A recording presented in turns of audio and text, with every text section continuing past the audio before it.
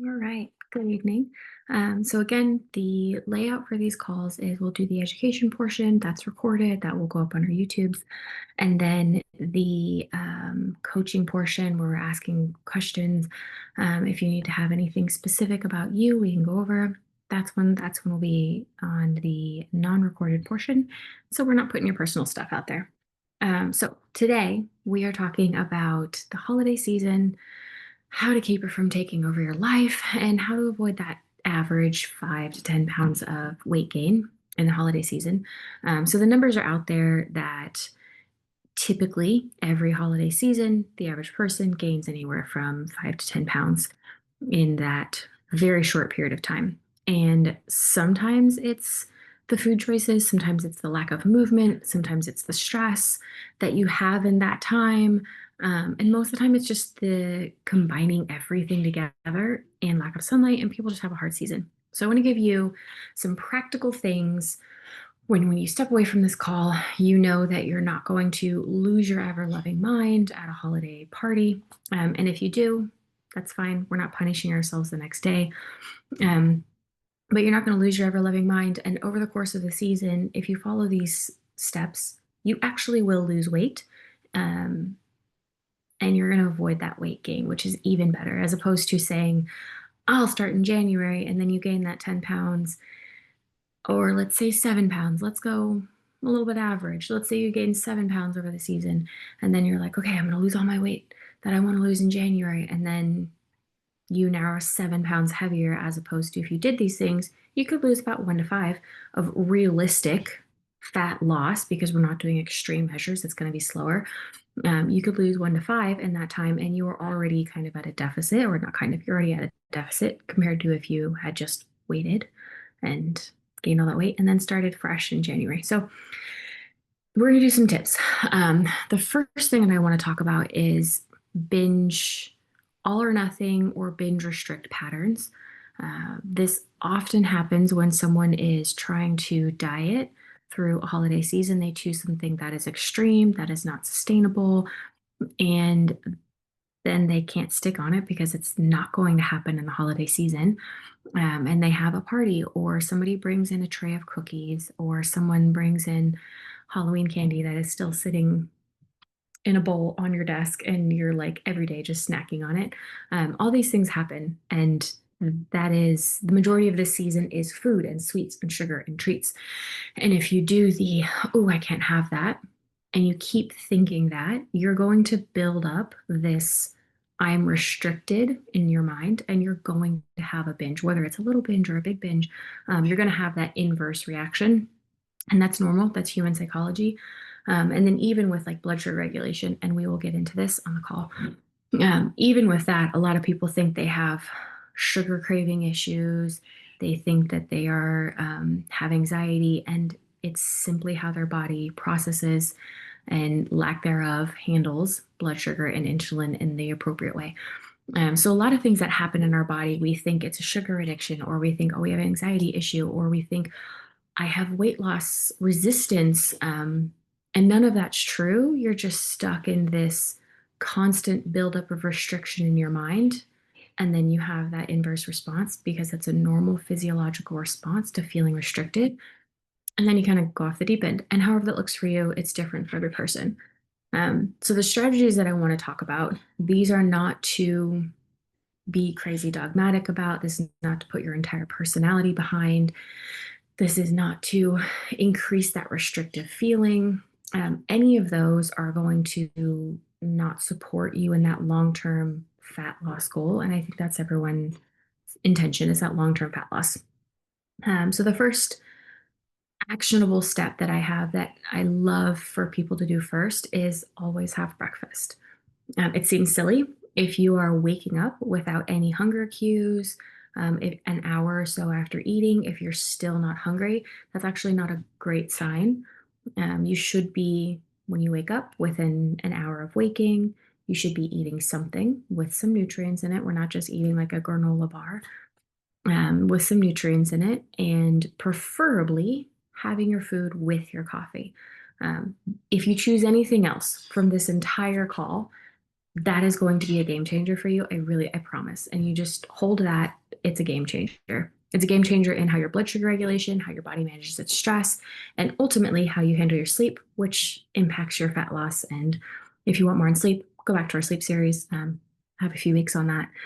So that's kind of my first one. A good starting point is about 30 grams of protein in that. And I bring up protein because it is a great way to help slow your digestion. It's a great way to stabilize your blood sugar.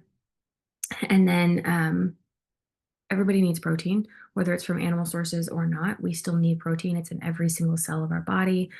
Those amino acids are critical. And that we can go into the whole essential and non-essential proteins. But the point is, it's really impactful, and it's impactful in different reasons. We don't want to get stuck on the protein. We still need fiber, we still need carbs, we still need fats. But that is a great starting point when you're saying, I don't know what to do for breakfast. Let's start with 30 grams of protein with your breakfast and with your coffee, and then move on from there. If you're feeling good with that tip, then the next one is regular exercise. We hear it all the time, and we're like, okay, what does that mean? If you're not exercising, start by walking. And it sounds simple, but it's really not. It doesn't need to be that complicated. I think often we overcomplicate it and we think if I'm not doing 10,000 steps every day, then it's not worth my time or energy, or I failed.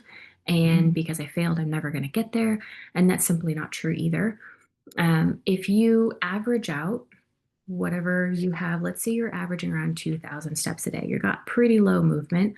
If you increase by 2 to 3,000 and you hold that for a 1 to 2 month period, you're going to notice a difference. So you don't have to go from 2,000 to 10,000. You don't have to go from 5,000 to 10,000. Just increase by 2,000 steps and then let your body adjust and adapt to that, and you will see a difference. With all of these, you can do them independently. It's great to combine them, obviously, but these are easy ways that you can incorporate it in your life over the season, and you don't lose your mind. And then you also you don't gain all that weight, and you potentially will lose some weight. So again, drinking water. I love that most people are underhydrated. And if you think about it, it makes sense, but most people don't. Chronic dehydration is also a stress on your body. And that chronic stress on your body wreaks havoc. It wreaks havoc on every body system. But we don't realize how these simple things, so we don't need to be guzzling a gallon of water. Figure out where you're at, increase by 20 to 40 ounces ish. See how you're feeling. You're going to pee more, but you don't need to go from 20 ounces of water to 90 or to a gallon in a short period of time. Increase that gradually. Your body will have time to adapt, and you actually won't fall off. And then prioritizing sleep. Again, sleep is so critical. Go back to the sleep series, watch the videos. They're very helpful tools in there. But we do respirate out fat when we're in deep sleep. And deep sleep happens in the first part of the night more so than the second part. We go through all phases of sleep in the night.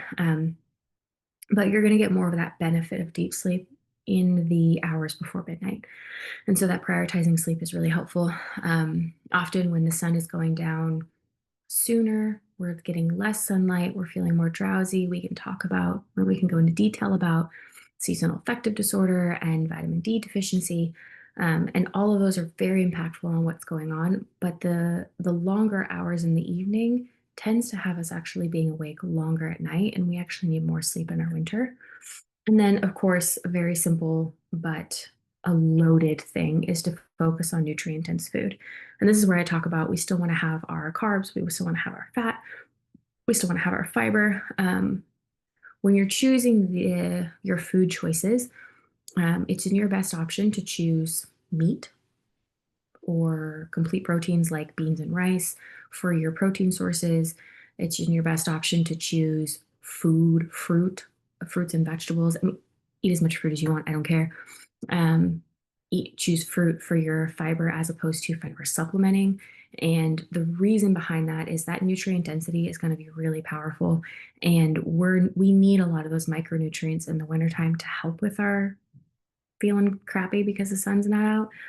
And so the very loaded sentence of nutrient dense food you can break it down simple by focusing on fruits and vegetables, meats instead of having protein shakes and protein bars and a fiber supplement. Those small changes do make an impact, and it doesn't need to be crazy. So, how a day could look if you're going to implement this into your day. Let's say you wake up, whether you have to take care of a kid or your family or prep meals, whatever, you wake up within an hour of waking, you've had something. There's ways I mean, you can have breakfast casseroles, you could have egg bites, you could do um, overnight oats. There's many options to do where you're having some protein, fat, and carbs first thing in the morning with your coffee. But you wake up, you have whatever it is. If you're not hungry, have a small amount. It doesn't need to be 30 grams on the first day. It's a slow build. And then you go about your day. Let's say you have a chance for a walk. Maybe you don't. If you have your kids home, take your kids out with you. Get out in the sunshine. It's hard in the winter, but get out, get the cold air, put a coat on, get your feet on the earth. All the nerdy, holistic things, they really do work. But get that regular exercise, whether it is starting with walking or you're already moving, but you want to lift some weights. So you do maybe a 15-minute workout, maybe a 30-minute workout. It doesn't need to be this whole um, event every day. It doesn't need to be hours long things to elicit a response. And then if you're in my programs, you have a plan and we will adjust as you need. Drinking more water, that's simple as having a bottle with you. Again, if you're not drinking hardly any water, that's great. Start with a little bit and then progress up from there. And then prioritizing sleep. I Please go back to the sleep series. It's wonderful. There's a lot of tools in there. But in the sleep series, I talk about sleep hygiene and ways to either start your day strong with that habit stacking, or to set your evening up. Blue light blocker glasses, although I think they're fake now. Whatever. I don't know. There's a bunch of research showing that these aren't actually helpful, but they still help, or it's a placebo effect. I don't care. But have some type of nighttime routine where it starts signaling your brain to calm down. Maybe that's breath work. Maybe it is a mocktail. Maybe it is a warm beverage without caffeine. Maybe it is a journaling or reading or some type of ritualistic behavior that you can continue doing. And that itself helps signal your brain to do its kind of calm down, wind down procedures. And then nutrient dense food is focusing on those whole foods. Those are great ways to make very small changes where if you actually do that, you will lose 1 to 5 pounds between now and the end of the holiday season.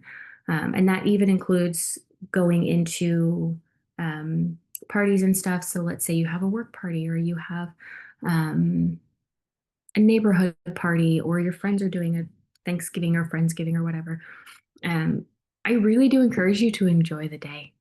Like, too much, we are developing this fear and phobia around food where we need to be ashamed of enjoying the food that we have.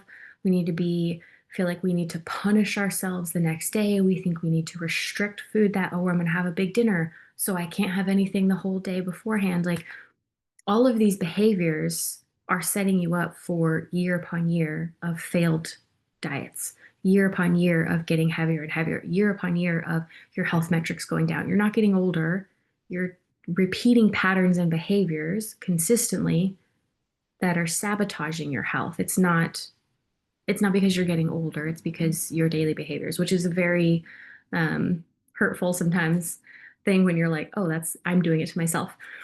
But it's also empowering because if you're doing it to yourself, you can also back out of it. So Thanksgiving is a great option or a great example. Get a couple walks in the day, enjoy the football, enjoy the snacks. If you want some treats, eat the treats, eat the freaking food. It doesn't matter. Get out and have a walk before you guzzle down all of the wonderful desserts. Maybe have a little bit of protein before you do that. It's going to help you feel full a little bit. You don't have to say, I have to have my X grams of protein or I'm not allowed to eat, because that goes into the same mindset and the same destructive behavior patterns. But maybe it really is, okay, yeah, I'm going to have a little bit of cheese and cheese crackers with the little salami slices. I love those for snacking on during the day. Maybe you're gonna have a little bit of that, and then you're like, there's some kiwi on the charcuterie board. I'm gonna eat some kiwi. And then you have that, and then you're like, you know what? I actually do want sweets now. Eat the freaking food. When you are constantly restricting and constantly telling yourself that you can't have something, you're going to lose your mind when you're around something and you finally like either don't have the willpower anymore or you give yourself the, oh, I've starved myself for 2 days to prepare for this so I can just lose my mind. Um, in a in the best case scenario, you are still getting the nutrients that you need, you're getting some movement, and even if you have 2 slices of pie, you feel good, you've enjoyed the food, you've enjoyed the company, you've enjoyed being around everybody, and you're not spending the rest of that evening and the next day shame spiraling.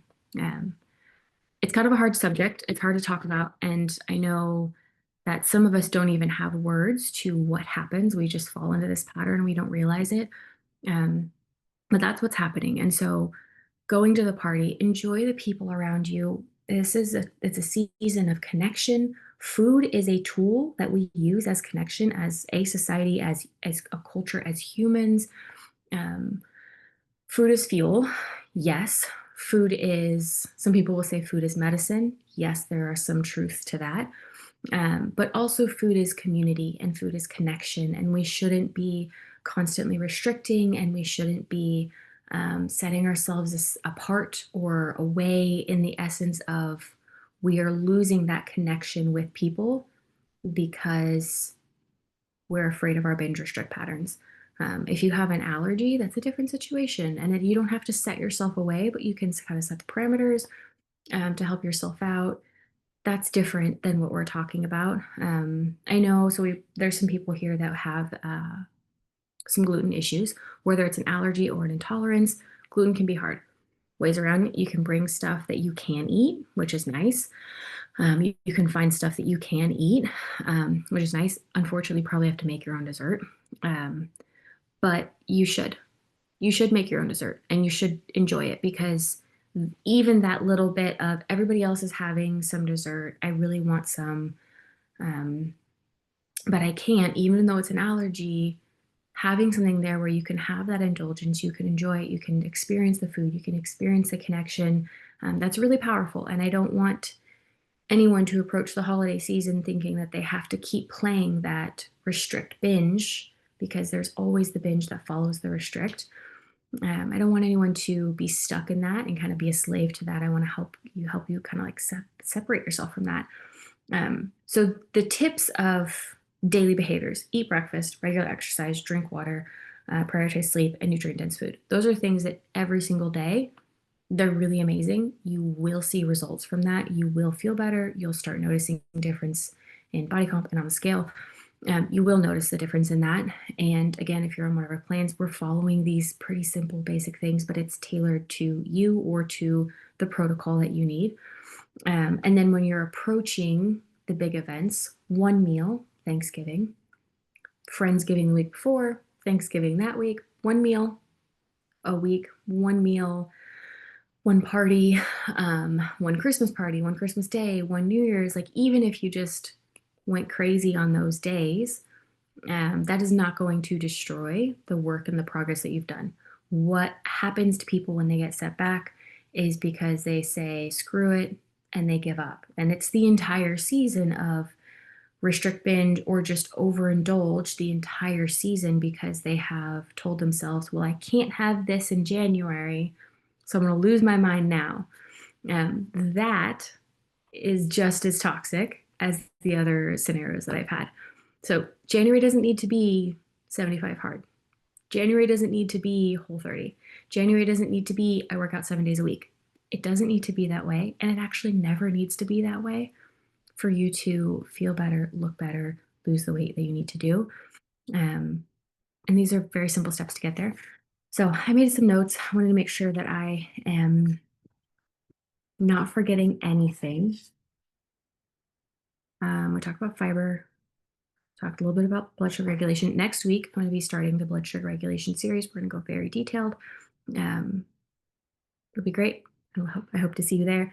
So that will leave the blood sugar regulation to its own thing. And then after that, we'll talk about stress. And I want to talk about stress just a little bit, um, and how it impacts what we have going on. And so there's a lot of people where they talk about high cortisol. That's kind of a trending term on social media and with influencers. And then you'll have the reactive part of it, the person who's trying to be crazy different, saying it's not high cortisol if it's not Cushing's syndrome, and there's no in between. You either have to be you're totally perfectly fine and you are just lazy and not actually trying on whatever your goals are, or you if it is high cortisol, it's only because you have a severe diagnosable condition or disease. There's a middle ground. There's always middle grounds. We can have some dysregulation of what our cortisol happens. Our body is supposed to have highs and lows throughout the day. Our cortisol is higher when we wake up. It's another reason why we want to eat nutrient supporting foods with our coffee. And then it has that dip throughout the day. And then with stress, it can come up. With hormones in our cycle, it can change. And so when we're talking about cortisol impacting our weight loss resistance, sometimes if you're working out too much, you could have high cortisol.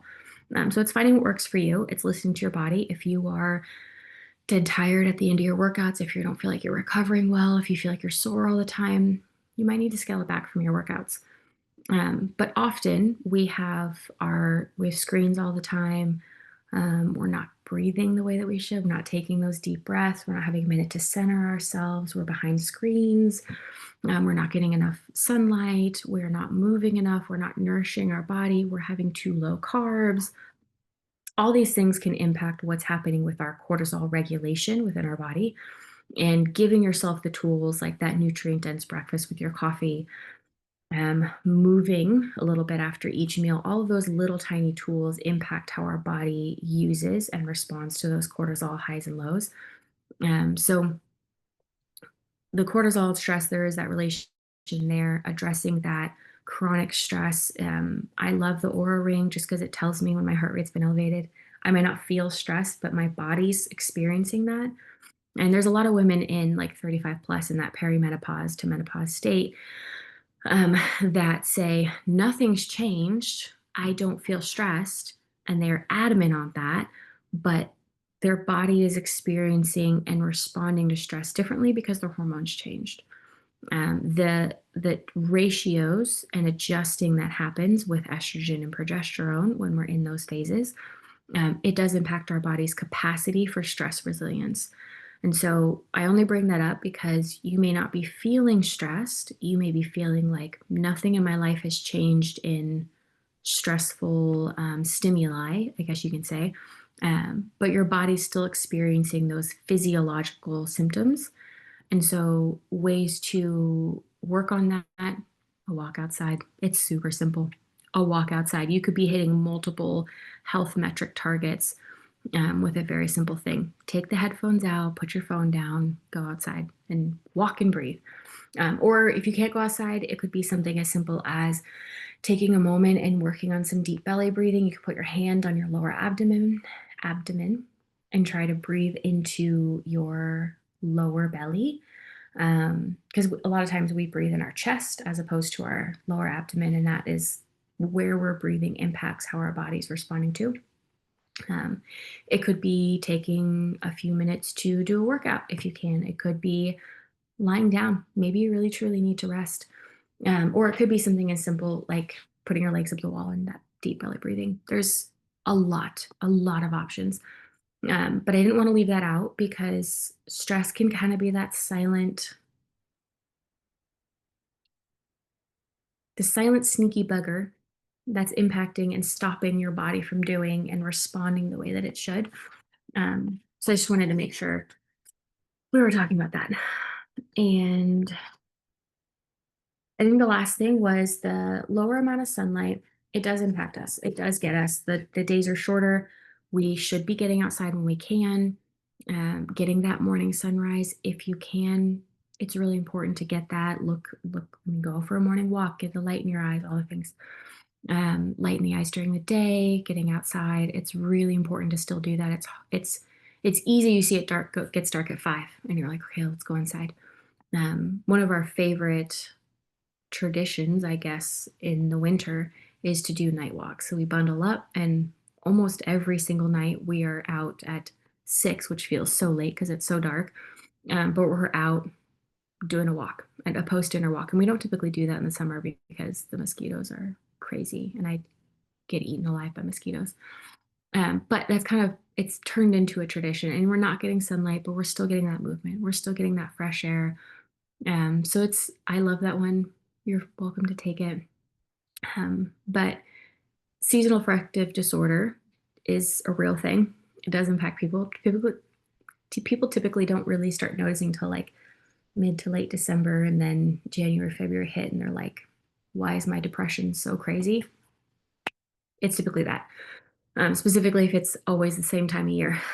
So some things that we can do, all the things that I talked about, eating breakfast, exercise, drinking water, sleep, nutrient dense meals, those are all really supportive in preventative measures.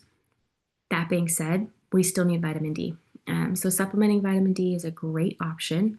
If you have had your vitamin D drawn recently from your doctor and it's a little low, I always recommend getting a shot, vitamin D shot. And from here, if you're in town, you can get it locally, or just at like a hormone clinic, you can get a vitamin D injection.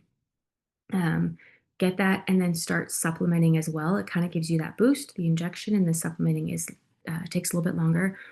You do need to have that with fat soluble meals to help with that absorption of it. But that is one of the best things you can do is supplementing with vitamin D. You can also do omega-3 fatty acids. I love kind of doubling up. So I double up my omega supplements in the winter because of seasonal affective disorder. And then focus hard. I focus hard on those habits to make sure that the very basic things, I'm getting the nutrients my body needs to avoid that. I am getting the exercise. Up to 2 days post strength training, your brain is still experiencing the positive benefit from reduced depression and anxiety from exercise. So exercise is really powerful. Strength training is really powerful. But there's all these habits kind of keep our head above water, and then supplementing with a vitamin D injection or just supplements and omegas are a great way to keep you just kind of trucking along so you're not going to suffer, because we want to talk about weight loss. It's really awesome. I want to feel great too. But when depression hits in February and people are just dragging, these are ways to start now to help your body so you're not fighting that really hard. So this took a little bit of a turn. I get really serious about, I'll make sure to throw my notes. I get very serious about seasonal affective disorder. It's a hard one. So I would love once you listen to this recording, and if you have anything that you took away from it, if you wanted to talk, if you wanted to help work through, if the plan that you're working on, we haven't talked this week, isn't supportive in how you need, I'd love to help. So let me know. I'm here to help. That's my whole purpose. And we'll talk next week. Bye, guys.